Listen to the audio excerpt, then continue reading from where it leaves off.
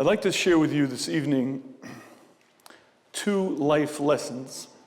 I believe that these two principles, these two yesodus, you will find in every successful human being.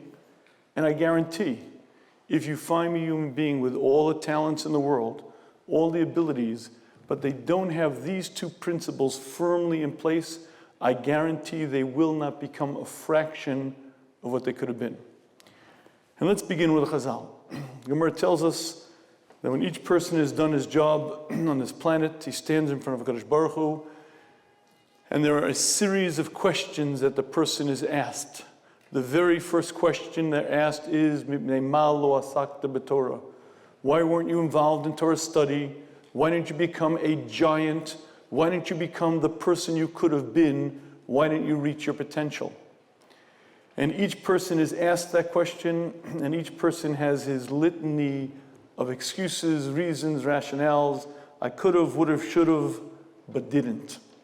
And the Gemara tells us that an ani v'ashir, a poor man and a rich man, come in front of HaKadosh Baruch Hu, and each one, Hashem begins with that question, I gave you a Torah. It was the spiritual perfection, the guide for greatness, the guide to make yourself into what you could have been, to successfully live this life. Why weren't you involved in it? So they ask a question to the ani, the poor man, and the poor man says, me, learn? I had to work 14 hours a day, 6 days a week. I barely could eke out a living. What do you want from me? And the Gemara says, they say to him, Klum ani hayisa yosim Hillel. You are no more poor than was Hillel. And then the Gemara goes on to tell us the famous events of Hillel's life. Hillel, while he was already a tremendous Talmid Chacham, used to earn his daily keep by going into the woods, and he would gather kindling wood, little twigs. He would go door to door selling these twigs. Each day he would go into the woods, gather the twigs, sell them door to door, and each day he would earn a tarpik, the smallest coin in the land. Half of that money he would use to pay his household expenses. Half of that money he would use to pay the Shomer Beis HaMedrash. In those days, the Beis HaMedrash was out in the woods. To protect the Jews who were learning there, they had to hire a guardsman. The guardsman earned his living by collecting a fee.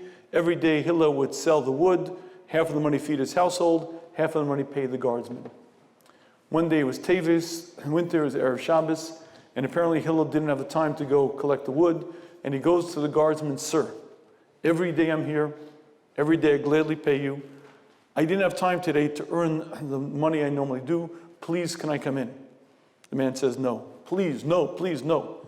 Says Hillel, I cannot leave the words Divrei Elokim Chayim. I cannot leave the living words of Hashem's Torah. He goes to the side of the building, climbs up, there's an aruba, a skylight, and he listens to the shiur from the skylight. Now it's not clear what happened. Either he lost consciousness or he fell asleep, but it began snowing. And in the morning when Shmaya and Avatalion came into the Beis Medrash, they saw that it was dark. The entire skylight was covered by a pile of snow. They looked up and saw the image of a man in the snow. Quickly, someone get him down, get him down. And someone went up quickly, got him down. Says Shmaya the words, Roy L'chalav as a Shabbos, this man it's worthy to desecrate the Shabbos for. They lit a fire, warmed up some water, resuscitated him. And when the poor man stands in front of Hashem and says, I would have loved to have learned. I would have loved to have made myself into someone, but what could I have done? I had to work so hard. They say to him, Klum ani hayisa yosim Hillel. You were no more poor than was Hillel. If Hillel could have done it, so too could have you. And then in walks the usher, the wealthy man. Knew you? What's your excuse? You had all the money that money could buy. What's your story? And the usher tells his story. I had 700 men in my employ. The entire town was waiting for me for questions, issues. How could I have learned? How could I have possibly dedicated myself to real growth? And they say an answer to him as well.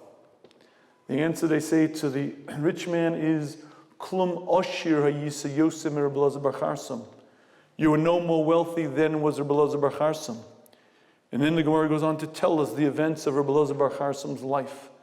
Rabbi Elazar bar Charsam was a singular masmid. His entire essence was dedicated to Torah learning. His entire essence was just the words of Torah. His father, was a wealthy businessman. His father owned land. In those days, if you owned land, you were the landlord, you set the taxes, you made the rules, you were effectively the lord of the manor. His father owned 1,000 cities, the kind of wealth that we can't even describe in our world. And when his father died, that entire huge king's wealth was left to Rabbi Elazar bar Charsam. In a heartbeat, he went from being a regular man to one of the wealthiest men who had ever lived. And he didn't change an iota. There were plenty of people to take care of the affairs of the estate, and plenty of people to manage the issues. He remained singularly dedicated to Torah the way he had been before. And when the wealthy man says, I would have loved to have learned, but how could I have done it? They say to him, you are no more wealthy than was Rabbi Elazar bar Charsam. It comes out that Hillel is Mechayev Daniyim. Hillel obligates the poor people. Rabbi Elazar bar Charsam obligates the wealthy people. And that's a Gemara. And I was Zocha. I heard my Rebbe ask a question on this Gemara that has two parts to it. The first part goes something like this. If I stand in front of you and I say something, I may be telling the truth, I may not be. Not every word that we human beings speak is exactly true. If you've ever bought a used car from someone, you know that sometimes people shade the truth. But this Gemara is not discussing you and me. This Gemara is discussing when my body's put in the ground, and I stand in front of Hashem, and Hashem judges me. Question number one is, why does Hashem need Hillel? Well, if Hillel could have done it, so too could you. Hashem is a very fine judge. Let Hashem peer into the essence of this poor man and say, Mr. Poor Man, you could have or you could not have. Your excuses are legitimate or they're not. Why does Hashem need Hillel? Well, if Hillel could have done it, so too could you. Hashem doesn't need bases of comparison. Hashem doesn't need Hillel. Why does Hashem need that parable? That's question number one. The second part of that question is a little bit more penetrating. The Vilna Gaon tells us that the most painful moment in a human being's life is not that fatal car crash, not when I hear the crash of metal, the glass breaking, not even when they pull that sheet over my head, not even when I see everyone at my funeral, and not even when I separate, not even when I leave my body behind. Says the Vilna Gaon, the most painful moment in a human being's life is when I stand in front of the heavenly tribunal, the Beis Din Shamala, and they hold up this picture of this great man, this Talmid Chacham, this tzaddik, this tremendous human being. And they say to me, why didn't you become that? Why weren't you that man? Me, little me. You want me to be that sage, that unique person? What do you want from me? And says the Vilna Gaon, the most painful words a human being will ever hear are the words, that is you. That is you had you lived up to your potential. That is you had you become what you were destined to be. That is you had you become that which Hashem gave you the capacity to be. But you see, folks, the picture is a picture of me. I'm not compared to you. You're not compared to him. None of us are compared to tzaddikim who lived hundreds of years earlier. Each of us were given different strengths, different abilities, different capacities, and each of us were given a certain picture.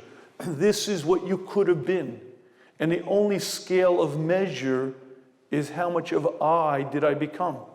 80%, 60%, 40%. But I'm not measured against your scale. You're not measured against my scale.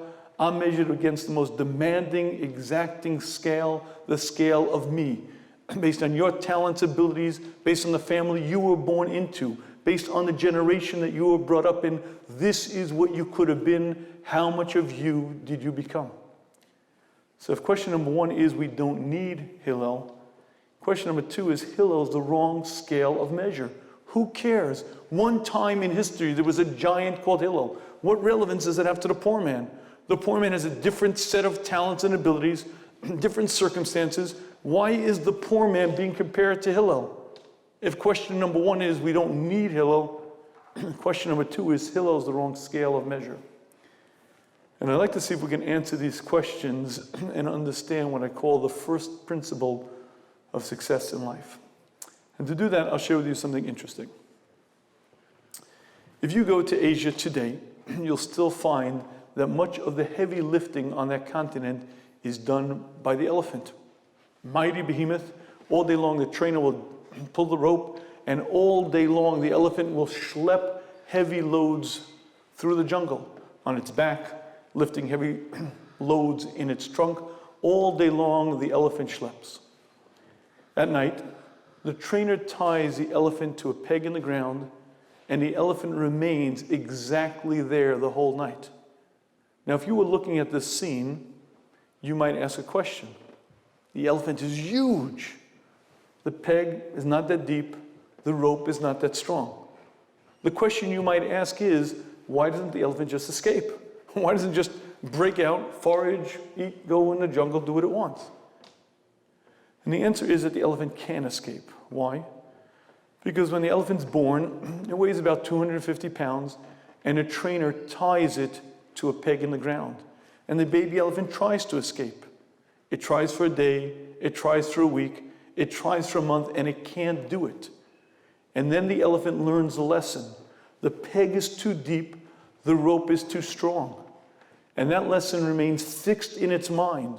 Even when the elephant grows to its full capacity, when it weighs 14,000 pounds, when it can smash through a cement wall like it's paper, it remains tied to that peg in the ground because in its limited understanding, it can't get out. Hence, it's true, it can't get out. And I believe that that's an apt parable. Many, many people that you'll meet in life do not become a fraction of what they could have been. Not because they don't have talents, not because they don't have abilities, but because they remained tied down to very small versions of themselves. What do you want from me? I'm a regular guy. I want the regular parents, you want me to be great, you want me to aspire for things. I'm just a regular Joe. And I guarantee, if you believe about yourself that you're just a regular Joe, you will live up to exactly that definition. And many, many people remain tied to pegs in the ground like that mighty elephant that could easily escape, but its limited understanding keeps it in place. Many, many people have very, very strong glass ceilings that keep them pegged down. What do you want from me? I can't do more. And every once in a while, you hear about someone who breaks through, who shatters a limiting belief. Let me give you an interesting one. In competitive sports, there was considered a record that was considered unbeatable, unbreakable. There was one record that remained in place for almost 100 years. Country after country tried to break the record. Athlete after athlete tried, and no one could do it. It was running the mile in under 4 minutes. In 1912, Gunnar Hag of Sweden ran the mile in 4 minutes and 10 seconds. It took 12 years to get it down to 4 minutes and 6 seconds, and it remained in place. Roger Carpenter in 36 got it to 4 minutes and 4 seconds, and athlete after athlete tried. Country after country put forth their best. It became an international goal, and no one could do it. And people began offering all kinds of theories. Man's skeletal structure is all wrong. He creates too much wind resistance. He can't take in enough air. It became an accepted medical fact that no human being could possibly run a mile in under 4 minutes. One Australian fellow, John Landy, ran the mile in 4 minutes and 2 seconds 4 times in a row. And he said the words, "It's a brick wall. It can't be penetrated." May 5th, 1954, Roger Bannister broke the 4-minute mile. That record that was considered untouchable, unbreakable, he ran the mile in under 4 minutes. Amazingly, 47 days later, John Landy, Australian fellow, brick wall, 4 minutes, 2 seconds, ran the mile faster than did Roger Bannister. But even stranger, by the end of that year, 32 other runners had run the mile in under 4 minutes. But here was the strangest part. Nothing changed. They didn't change diet. They didn't change running shoes. They didn't change technique. The only thing that changed was that Roger Bannister took something from the realm of impossible and he made it possible. Once he did it, then John Landy, then 32 other runners. Now any decent track star runs the mile in under 4 minutes. But it took one human being to shatter the myth, to break through that ceiling, to prove that it's possible. Once he proved it was possible, then everyone else could follow suit. And I want to share with you that this concept of breaking through imaginary barriers is not just by competitive sports. I'll give you an example of just such a concept in a much more mundane area of life. In 1997, in Tallahassee, Florida, a young boy was involved in a car accident. The ambulances came rushing to the scene. The EMTs were gathered around the scene, but they couldn't help the boy. You see, his arm was pinned under the wheel of a car. They needed to get him to the hospital, but the wheel of the car literally was jammed on his arm, and they couldn't extract it. They couldn't get him out. They're debating what to do, get a train, get a big truck. Finally, one onlooker rushes over, literally bends down to the fender of the car, literally lifts the car up. They take the boy quickly, put him in the ambulance, ship him off to the hospital, patch him up, he's good to go. This story became a media sensation. Almost every newspaper in the country ran it. Why? Because the onlooker wasn't some burly fireman or some trained medical technician. The onlooker was the boy's 63-year-old grandmother who saw her grandson under the wheel and rushed over and lifted the car. Now, Charles Garfield is a psychologist. He wrote a book called Peak Performance. He spent his career studying athletes who do things that you and I would say are physically impossible. He describes an athlete who lifted a 1,200-pound boulder. He describes athletes who run for 24 hours straight. He said that when he read this story in the papers, he said, I must interview this woman. I have to get her story. The world can clearly gain from it. So he describes that he called her up, explained who he was, why he wanted to meet with her, and she flatly refused an interview. He called a second time, again explained who he was, why he wanted to meet with her, and again she refused. He tried a third time and she refused. Finally, on the fourth time, she agreed. And he describes that he came into her house, she offered him a cup of coffee, they sat down, and he said, Madam, I just want you to share with me what you were experiencing, what you were thinking, what was your flow of consciousness, what was going on in your mind. And he says that she was very graphic, very vivid, and very clear, and she described exactly what she was feeling. And at a certain point he said, I don't understand this. It's not the lifting of the car that I don't understand. What I don't understand is, why were you so reluctant to speak to me? It was clear that you were trying to hide something, and I don't get it. This was heroic. You saved your grandson's life. Why is it that you didn't want anyone to know about this? And he says that she turned to him and she said these words, if this which I knew was impossible, I actually could do, what does it say about the rest of my life?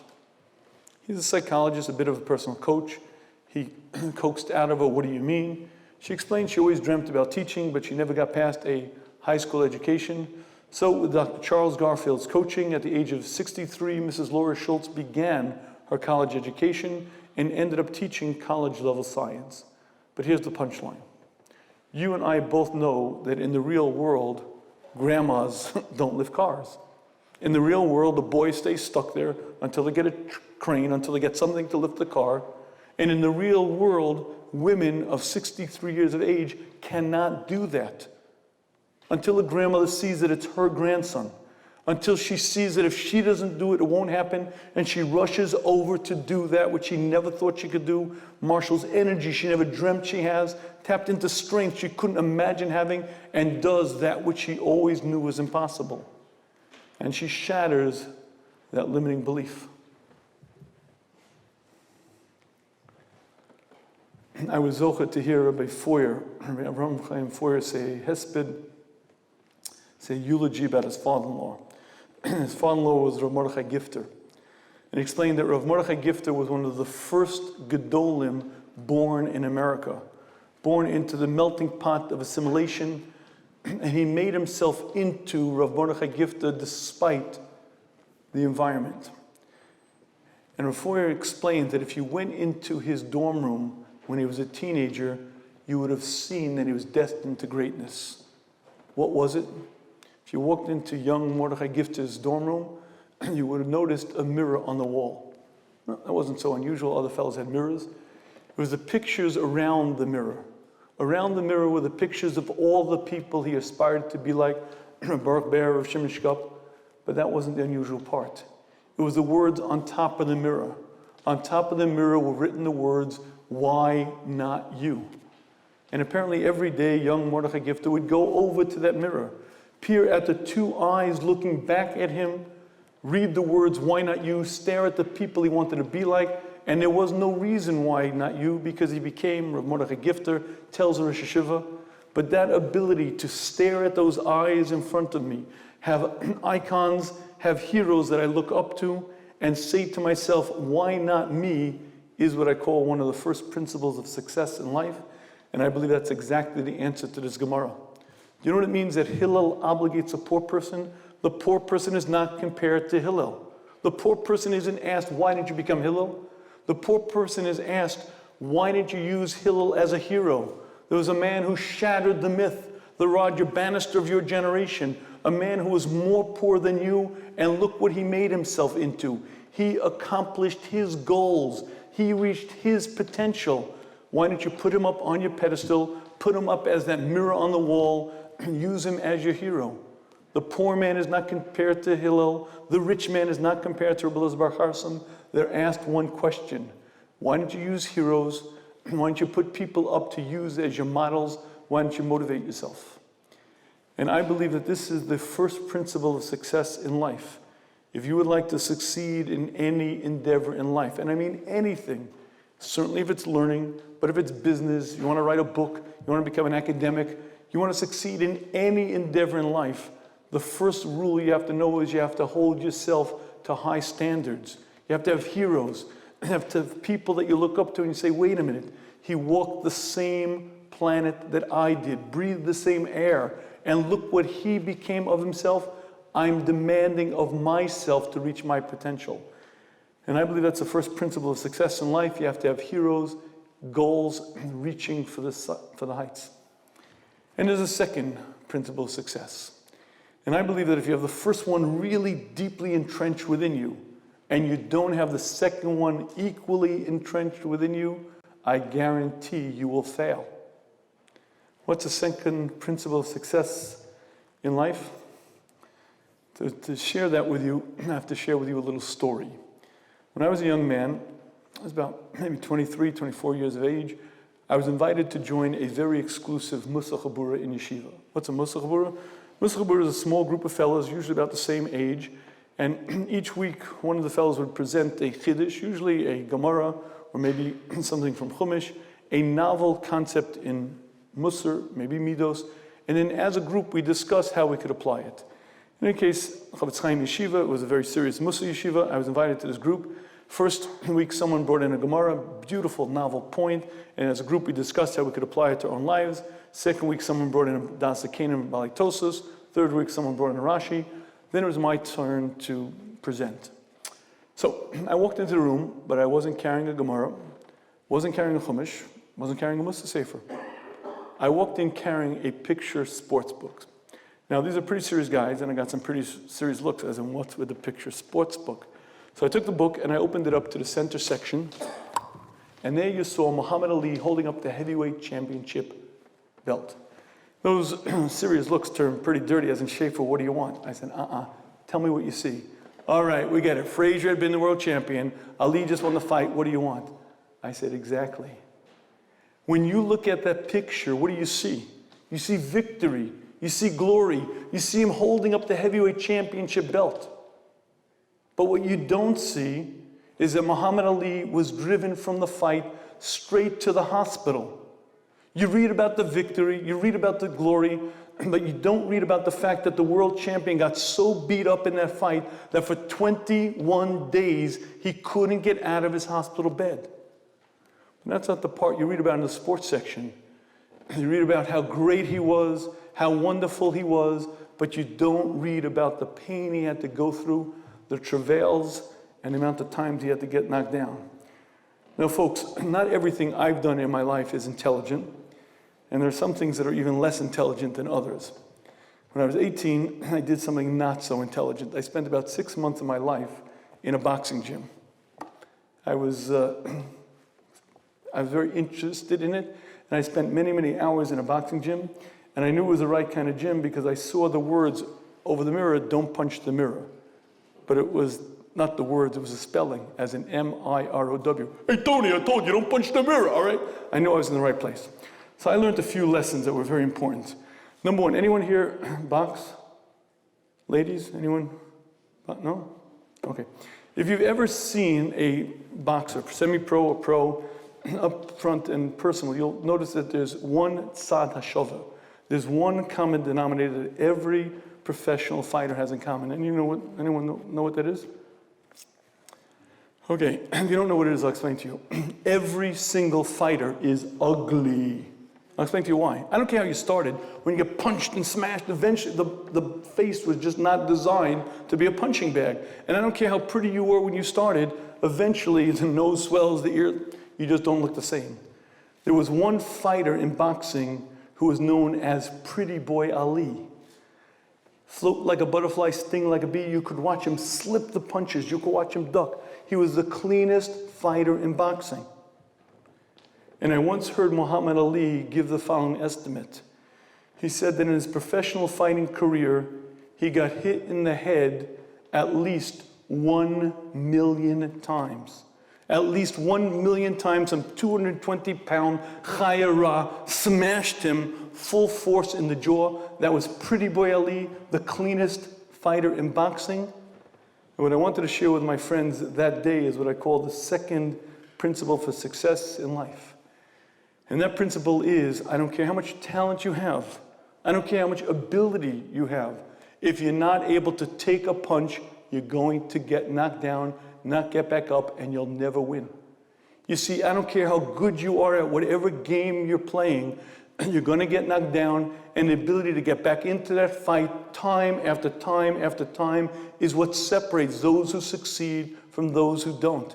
It's not the amount of talent, it's not the amount of abilities, it's how many times you're able to take a punch and get back into the fight time after time. And I want to share with you, this is not about boxing. I'll give you you'll excuse me, I'll give you a mushal from a different area. What is the most feminine of competitive sports? Anyone know? I'm sorry, tennis? As long as I don't hear shopping, I'm fine. Good. Okay, if you'd ask me, I have 4 daughters, I believe the most feminine of competitive sports is figure skating. You know, put a leotard, they tore up, very, very feminine, very nice. Okay. Do you know how coaches define the elite athletes? How do they separate the young women who are going to become world champions from those who are mediocre? One criteria. How many times a young woman is willing to fall on the ice and get back up? You see, it's really quite simple. The coach teaches you a new jump, and you go home and you practice it. You jump and you spin, you jump and you spin, and if you fall, no big deal. The carpet's there, not a big deal.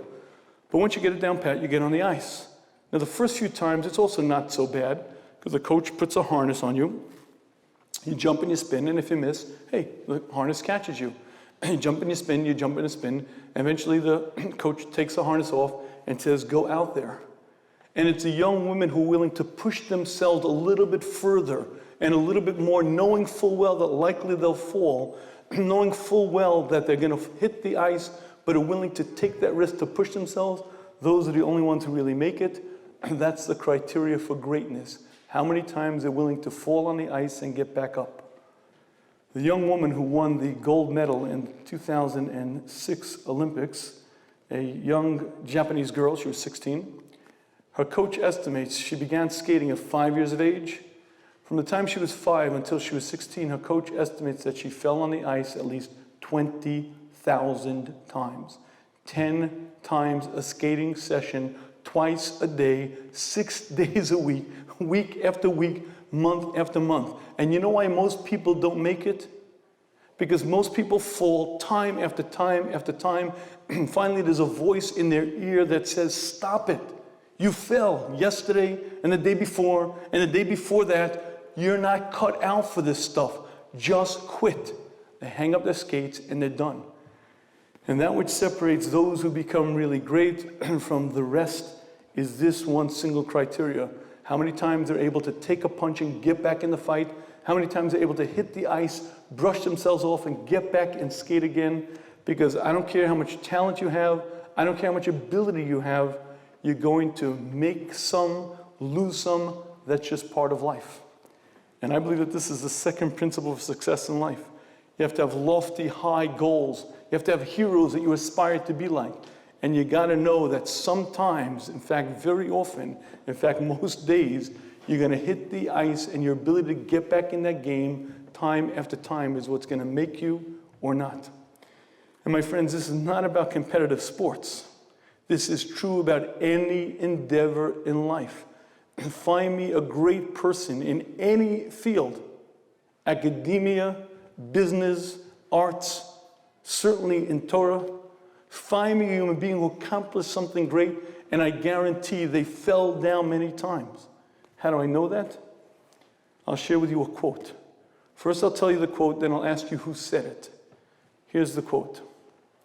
Success consists of going from failure to failure without losing enthusiasm. One more time. Success consists of going from failure to failure without losing enthusiasm. Who said it? Anyone?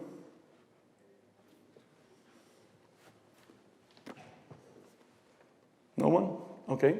Well, I'll give you a little hint. The man who said it was a college professor. The man who said it was a historian. The man who said it was a world statesman. Matter of fact, the man who said it was knighted by the Queen of England. The man who said it won the Nobel Prize. The man who said it actually was the Prime Minister of England. The man who said it was Sir Winston Churchill. But let me share with you who Sir Winston Churchill was. Historians credit Churchill with saving the free world. They say if not for his galvanizing force, if not for his personal energy, Nazism would have won the day. If you remember, in 1933, when Adolf Hitler was elected Reich Chancellor, Neville Chamberlain was the Prime Minister of England, and his attitude was appeasement. Give him a little Lebensraum, Czechoslovakia, a little bit of room, he'll be fine. From the parliament floor, there was one sane voice. Churchill got up there and screamed. He was the lion that roared, Hitler's a menace to society. He's a menace to humankind. And no one listened. And it wasn't until years later when Churchill was elected prime minister, and it wasn't until years later when he led the Allies actually to their success. Historians say if it weren't for his personality, England, the Allies would have lost the war. In any case, May 1945, Germany surrendered. July 1945, there were elections in England, and Churchill found himself voted out of office. A great wartime prime minister, a great leader in a time of crisis, but this is a time of peace. We need to rebuild. We need a different kind of leader. After bringing England to its finest hour, after saving humanity, the man found himself on the street, unemployed, without a job, went on to write that 6 treatise work that won him the Nobel Prize, went on to fight communism, but that was his life. And this principle, I believe, is the second principle of success in life. Number one, you have to set lofty, high goals. You have to demand of yourself. You have to ask yourself, what are my strengths? What are my abilities? What could I be? And number two, you have to be willing and ready to take a punch, get knocked down time after time after time. I cannot tell you how many times I heard my Rabbi, the Yeshiva Zatzal, ask this question: is he a fighter? Before the Yeshiva would send somebody out into the field to be a Rav, to be a Rosh Yeshiva, to be a Rebbe, he would ask this question: is he a fighter? And remember, as a young man, what is that? Is he a Tam Chacham? Is he a Balmidas? What is a fighter? The Yeshiva was teaching us a principle. That principle is, I don't care how much you have to bring to the world. I don't care how lofty your goals are. If you're not able to take a punch, get knocked down, and get back into the fight time after time, you'll never succeed, because that's what life is about. And if it's true in secular endeavors, it's so much more true in anything holy. And it is one of the most critical, important lessons you have to know to succeed in life. And now I'd like to share with you what I consider one of the saddest realities of our generation. If you ask a 20-year-old today, let's say you find a 20-year-old young man who's not in yeshiva, and ask him this question. So tell me, what are your goals? What are your life goals? What do you want to be? You'll hear most likely the following words: my life goals, my ambitions? Whatever, I don't know, whatever. I'll make some money, spend that money, make some more money, get married, have kids, spend some more, then we die. Like, whatever. Whatever. Gentlemen, let me share with you something very, very important to understand. Hashem did not take a single human being from under the kisei kavod and put him into this world for whatever. We live in a generation that's so lacking drive and ambition, that's so lacking aspiration, that so little understands the greatness of a human. How do I know that I'm right? A number of years ago, I took my young son bowling. And I got to see the entire Bronx Zoo in the alley next to us because the fellow was wearing shorts. And I saw his legs adorned with the lions and tigers and bears, tattooed onto his leg. Now here's a very important thing to think about. Tattoos are a permanent part of your body. It's put onto your body and it remains there forever. Why would a person put something onto the body that remains there forever? Now I understand if you're a Marine and you put on, the U.S. Marine Corps or your ship's name on your bicep, I get it. But how do you explain Pez candy dispensers on your deltoid? How do you understand this? And I want you to understand something. Listen, like everybody else, I have a Yetzer Hara, and I love to get the story. I can't resist. I love to get the story. I'm in Rite Aid giving, I'm at the cashier, and I give the money, and I see the fella, as he takes the change, I see Susan emblazoned on his forearm. So how do you get a guy to talk about his tattoo? Anyone know the secret? I'll share you a little secret. Anytime you need to know this, here's the secret. The only way to get a guy to talk about a tattoo is you say to him, ooh, nice tattoo. Yeah. So he's telling me about his tattoo, and then I say to him the words, so tell me, Susan, does she have your name emblazoned on her forearm? Nah, she's way too smart for that. I said, Chacham, listen to this. You've emblazoned her name permanently on your forearm, and you know that she's going to be gone in history because she's going to drop you or you're going to drop her, and 20 years from now, her name is still going to be there. One day you're going to grow up. Maybe you'll even have a serious job. You'll even wear a white shirt. And you're going to have to button it up to here because everything is tattooed up. What are you thinking? What's going on from ear to ear? And would you like to know what's going on? The answer is whatever. My body's an Etch-a-Sketch. Whatever, you adorn it with some markings. Who cares? It doesn't matter. And my friends, if you don't think that this permeates the air, if you don't think it affects us, it does. There was a time when a human being understood I was put on the planet to grow, to accomplish, and a person demanded of himself, I was put here to do something. Let me search into the essence of me. And one day, if you'd like to really challenge yourself, look in that mirror, stare at those two eyes looking back at you, and ask one critical question. What strengths, talents, and abilities did Hashem give me? What did Hashem put me on the planet to accomplish? And then you use heroes, people who accomplish, people who reach greatness. You set your sights high, and you know fully well that you're going to hit some of those goals, and you're going to not hit some other. You're going to get knocked down, but you're going to get back in the game time after time after time. And my friends, I'd like to share with you something very, very eye-opening. Would you like to know what it's like to be that ani, that poor man who leaves this earth for 80 years like a mantra? He was saying, I would love to have learned. I would love to have accomplished. I would love to have set life goals, but what could I do? I had to work so hard. I couldn't have done it. And then he stands in front of the Benzion Shamal, he stands in front of the heavenly tribunal, and they show him that picture of that great human being. They show him that picture of what he could have been. And in a heartbeat, in one flash of reality, he gets it. It was a lie. He fooled himself, not anyone else, but he fooled himself, sold himself so short, didn't become a fraction of what he could have been. And more than that, did he enjoy life? I want to share with you a third principle of life. Would you like to know what is the single most enjoyable activity that you'll ever do as a human being? It's when you set a goal and you reach it. When you set a goal that's lofty, that's high, yet attainable, and you reach 80% of it, 60% of it, there's a sense within you of empowerment. And you know why that is the single most enjoyable activity you'll ever engage in? because that's what Hashem put you on the planet to do. Hashem put you on the planet to grow, to accomplish, to change the essence of you. That's what you were built to do. And when you do that, there's an inner sense of harmony, an inner sense of joy. You set higher goals, and you feel a tremendous sense of satisfaction. You enjoy this life. And obviously you reach your purpose in creation. I think this Gemara shares with us a tremendous concept. Hillel obligates the poor person. The poor person is not compared to Hillel. The poor person is asked, why didn't you set your sights higher? Why don't you use Hillel as a hero? There was a Roger Bannister. There was a man who broke that limiting belief. Why didn't you put him up on your pedestal, use him as your icon, and reach higher? And that's the first lesson of success in life. And the second lesson of success is you have to be like Muhammad Ali. You have to know that you're going to get hit, knocked down, and be willing to get up off the canvas.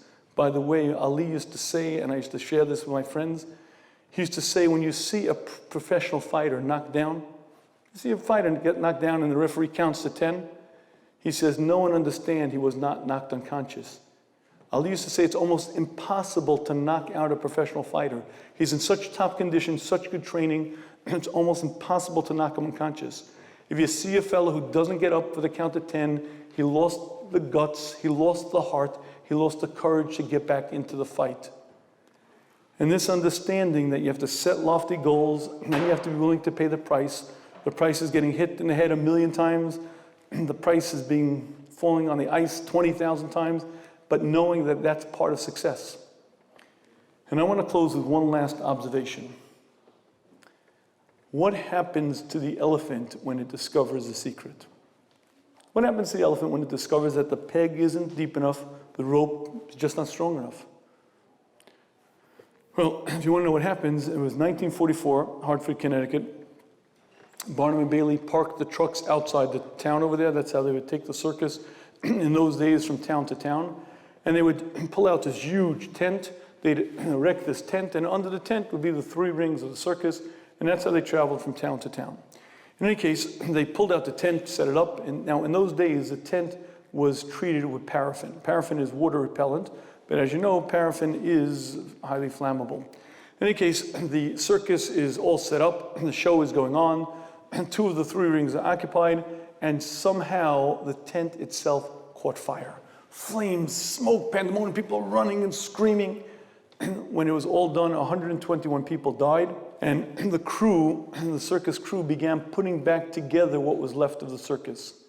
The trainer found that the elephants were gone. They were not supposed to be in the act. They were tied up at the time of the fire.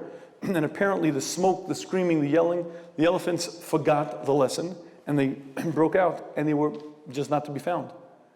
The trainer took a couple of fellows with him, and they began searching. They walked, and they walked about a mile down in the meadow, and they found the elephants grazing. So the trainer took the elephant with the rest of the fellows. They brought him back to the encampment where the circus was, and the trainer tied him up. No sooner did the trainer tie up the elephants, and the elephant just walked away. So he tied him again, and they walked away. He tied him again. Barnum and Bailey had to retire that entire herd. They had to bring in a whole new herd of elephants, because once the elephant discovered the secret, that the peg isn't deep enough, the rope isn't strong enough, it can never be tied again. My friends, when you set goals, when you set a goal in writing, I will by such and such date accomplish something, and you actually reach for the stars and you get there, there's a sense of empowerment. There's a sense of wind in your sail. You set higher goals, and you come to that core recognition. I'm not limited by your beliefs. I'm not held in check by what you think about me. I'm not responsible to you. I'm responsible to me. I'm responsible to my Creator. And then you set loftier goals and higher goals, and you begin reaching what you could be, and you begin aspiring for the heights, and you live a life of growing accomplishment. You enjoy your life here, and you lead a life forever that will lead you to greatness. Thank you.